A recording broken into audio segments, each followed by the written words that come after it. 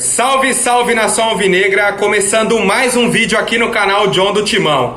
E hoje vou trazer bastante novidades aí sobre a nossa equipe. Tem jogo contra o São Bento às 8 horas da noite. Vou trazer aí a escalação, o que o Mancini tá pensando para essa partida de logo mais. Também tem novidade do mercado da bola, uma postagem aí de um ex-atacante do Corinthians. Tem bastante novidade. Hoje é sexta-feira e vou pedir para vocês me seguirem lá no Instagram, @John do Timão. Respondi umas perguntas do pessoal lá ontem. Dei uma indireta pro Duírio e ele visualizou o story. Então, fiquem atentos lá, podem me seguir que tem uma resenha da hora. Demorou, família? Então, editor, pode rodar a vinheta, hein? Salve o Corinthians! Como eu falei, hoje, às 8 horas da noite, Corinthians e São Bento pelo Campeonato Paulista. É um jogo aí muito importante para a nossa equipe. A gente precisa retomar o caminho das vitórias depois da derrota de virada aí para a Ferroviária por 2-1. Então, o técnico Wagner Mancini já disse que iria fazer as mudanças na equipe. Por quê? Pela maratona de jogos. Na teoria, ele colocou um time titular no final de semana. No meio de semana colocou um time alternativo e agora volta com o que seria o time titular. A prévia de escalação é a seguinte: Cássio, Fagner, Bruno Mendes, Gil e Fábio Santos, Gabriel e Cantígio, Mosquito, Vitinho, Varanda e Cauê. O Mancini eu não sei, cara. Eu não sei o que ele tá pensando. Eu entendo aí essa maratona de jogos, mas eu já ia com força máxima hoje. Colocaria os caras que ele viu que foi bem aí contra a Ferroviária. Por quê? Depois no domingo tem jogo contra o Ituano. No meio de semana é jogo da Sul-Americana. Então, aonde que ele precisa de força máxima? Hoje, descansa no jogo de domingo, põe um time alternativo e aí vai com força máxima na Sul-Americana. Assim eu penso. Agora não, o Mancini vai com um time meio estranho, ainda fazendo teste agora. Aí bota o time para jogar no domingo, aí ele vê quem que é o time dele para a Sul-Americana. Então na estreia da Sul-Americana ainda vai ser um teste para o Mancini. Por isso que eu tenho medo, família. Por isso que eu tenho medo. A gente tem aí uma sequência muito complicada. Hoje, 8 horas, São Bento. Domingo, 10 horas da noite. 10 da noite no domingo, Corinthians e Ituano. E aí, na quinta-feira, 9h30, Corinthians e River Plate do Paraguai. Então tem toda essa viagem até o Paraguai, a estadia. A gente sabe que os jogadores sentem um pouco essa viagem. Bom, mas é a escolha aí do monstro, do cara aí que eu falo, é muito inteligente. Esse cara é fera, o Wagner Mancini, família. Pelo amor de Deus, não dá, né? Não dá, né? A gente sabe que a situação tá complicada e ele vai complicando ainda mais. Eu não sei o que ele tem, uma mágica que ele consegue fazer, só ele consegue fazer, de complicar ainda mais a equipe do Corinthians. Mas aí, rapaziada, estão confiantes para a partida de hoje? Já coloquem aí o palpite de vocês no comentário, hein? Quem acertar pode dar um salve lá no Instagram.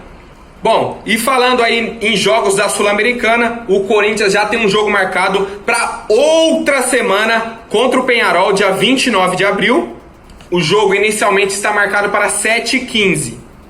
Só que o governo do estado de São Paulo já colocou o decreto, só pode haver jogos aí entre as 8 da noite e as 5 da manhã.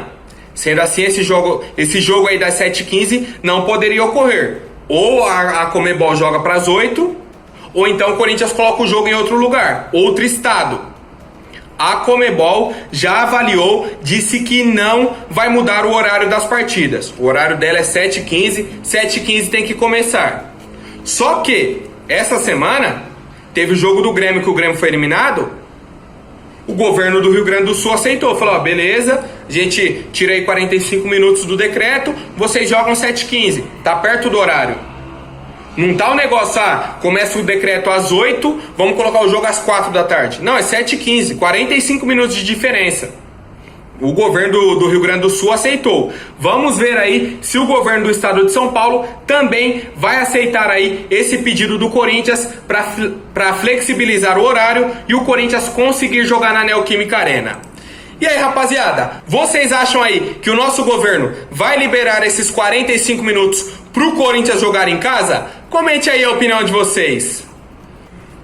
Agora falando de mercado da bola, o Corinthians renovou o contrato do atacante Rei Fit.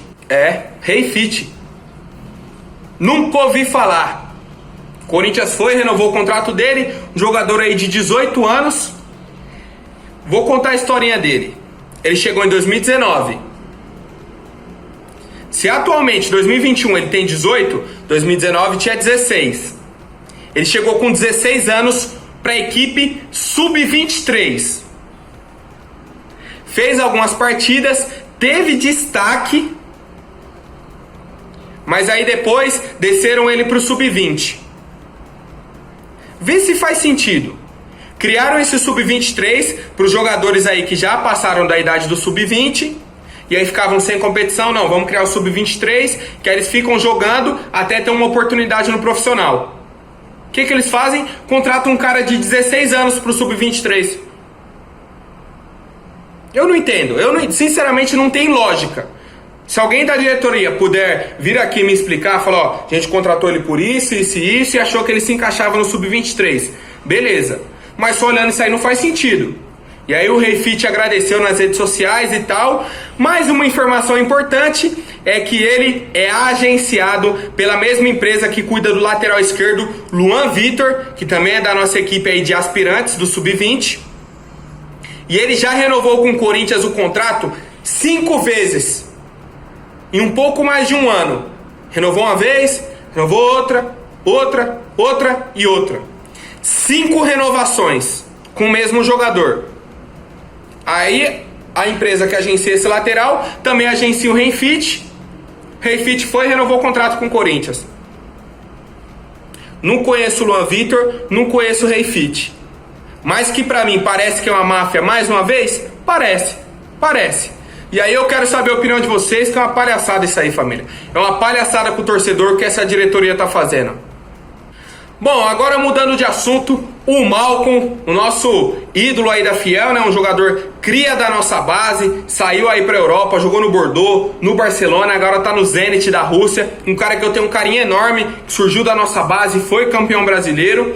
E aí ele repostou aí uma foto do pai do Rodrigo Varanda e colocou a seguinte legenda. Na foto tá aí pra vocês, tanto o Malcom quanto o Rodrigo Varanda, tá escrito o seguinte: nessa foto, eu começava a jogar pela equipe profissional e ele sonhava em ser jogador de futebol. Hoje, ele está começando e eu estou torcendo por ele como ele torcia por mim. Todo o sucesso do mundo, meu filhote. Rodrigo Varanda Oficial. Então a gente vê aí uma relação muito boa entre os jogadores aí, cria da base do Corinthians. Fico muito feliz de ver essa postagem do Malcom, certo? Reconhecendo aí o Rodrigo Varanda, um cara aí que hoje está passando pelo que o Malcom passou. E aí a gente torce para que ele tenha o sucesso e ainda mais que o Malcom teve aqui na nossa equipe, né? O Malcom foi campeão brasileiro, sendo titular em 2015. Espera aí que o Varanda consiga repetir e aumentar o feito do menino Malcom. E aí, rapaziada, ficaram felizes com essa publicação? Deu até uma saudade do ataque Malcom e Wagner Love, hein? Agora, rapidinho, antes da última notícia, vou pedir para quem não for inscrito, se inscreva aí embaixo e já deixem um like para fortalecer, família. Bom, como já deve ser de conhecimento de vocês, publiquei no Instagram lá também, o Renato Gaúcho foi demitido do Grêmio. A equipe do Grêmio aí foi eliminada na pré-Libertadores para o Independente Del Valle. A diretoria já estava tendo um atrito aí com o Renato, decidiu demitir o treinador. Ele tem 7 títulos pelo Grêmio, certo? E aí eu fiz uma enquete no Instagram. Vocês aceitariam o Renato Gaúcho no Corinthians? A maioria votou sim. A última vez que olhei, tava com 85%. Sim, 15% não. E a minha opinião, com certeza. Pra mim, com certeza. Eu entendo que o Renato Gaúcho, ele tem um ar assim de superioridade, o ego dele é algo que ainda fere. Pô, o Grêmio tem o melhor futebol do país, que não sei o que, ele não aceita falar mal do Grêmio. Quando ele era técnico da equipe, né? Agora não é mais. Então, talvez ele tenha que perder um pouco dessa arrogância. Mas ele, como técnico, pra mim, é um cara excepcional. Tanto que, na época que tava pro Tite assumir a seleção brasileira, tava entre Tite e Renato Gaúcho. E aí contrataram o Tite. Mas o Renato tava ali, campeão da Libertadores, Copa do Brasil, Recopa, Gaúcho, um monte de coisa. Um monte de coisa. É um cara que eu admiro e acho que encaixaria no Corinthians. Ele tem esse trabalho de recuperar jogadores. Diversos caras aí que estavam encostados em outros clubes foram pro Grêmio e deram certo.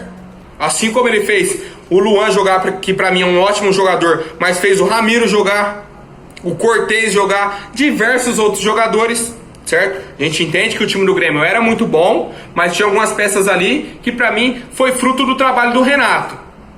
Certo? Foi fruto do trabalho do Renato. Então, eu gosto do nome dele, mas entendo também que ele é um cara que queima alguns jogadores. O próprio Luciano, ele queimou no Grêmio, o Marinho, certo? São jogadores que hoje estão dando certo em outras equipes. O Renato tem esse tom de arrogante dele, mas eu entendo que ele faria o time do Corinthians funcionar. Essa é a minha opinião. Vi, como eu falei, na enquete do Instagram, muita gente gostou. No Twitter, um monte de gente pedindo. Então, a torcida do Corinthians tá fazendo um movimento pro Duílio contratar o Renato Gaúcho. Lembrando, não tem negociação. O Corinthians tem contrato com o Mancini. Mas eu, hoje, se fosse presidente, contrataria o Renato Gaúcho. E vocês, torcedores, iriam atrás de outro técnico pro Corinthians no momento e acham que o Renato Gaúcho seria o nome ideal? Comente aí a opinião de vocês. Lembrando que o Duílio viu meu story lá, hein, família? Viu meu story pedindo o Renato Gaúcho, então ele sabe que a torcida tá querendo esse nome. Fechou, família? Por hoje é isso. Amanhã eu volto com mais notícias sobre o nosso Coringão. Até mais, um forte abraço e vai Corinthians!